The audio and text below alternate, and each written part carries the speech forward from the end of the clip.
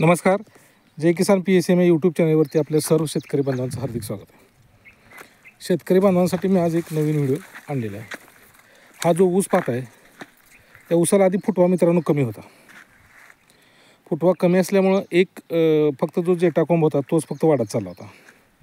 त्याच्यामुळं नंतर आम्ही 1261 6B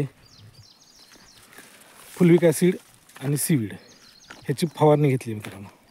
आणि त्याच्यामध्ये 19 सुरुवातीला फवारा घेतला होता. आता बघा तुम्ही बाकीचे कोंबारे निघायला लागलेले आहेत. हे पाहू शकता तुम्ही, हा निघाला आहे, हा निघाला.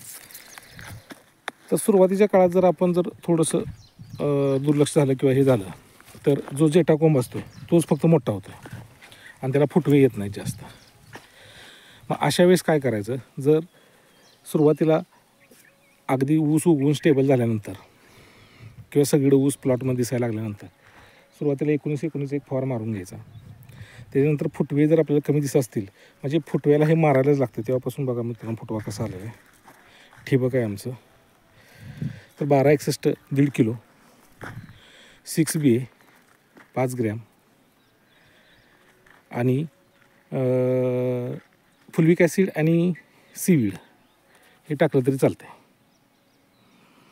म्हणजे हे टाकाच. ह्याच्यामुळे काय होतं, ट्रेस निर्माण जर झाडात झाला असेल तर ते कमी होतो.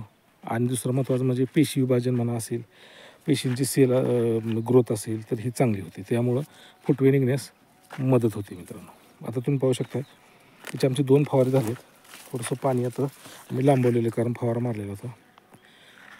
नंतर फवारा झाल्यानंतर एक तण जळल्यानंतर आम्ही पाण्याला चांगलं केलं की ऊस फुटवे पण चांगले आहेत, क्लिअर होऊन जाते. त्यामुळे जर फुटवे जर कमी दिसत असतील तर मित्रांनो 1261चा फवारा घ्यायला विसरू नका. 2 फवारे तर मिनिमम झाले पाहिजे 1261चे. म्हणजे फुटव्याला जरी पाठीमागनं काय राहिले असतील तर ते फुटवे निघण्यास मदत होते. मित्रांनो, ह्या व्यतिरिक्त अजून जर काही माहिती पाहिजे असेल तर तुम्ही कमेंट करून मला निश्चित सांगा. हा व्हिडिओ कसा वाटला तोही निश्चितपणे सांगा. जर व्हिडिओ आवडला असेल तर व्हिडिओला लाईक, शेअर आणि चॅनलला जर नवीन असाल तर चॅनलला सबस्क्राईब करायला विसरू नका. धन्यवाद.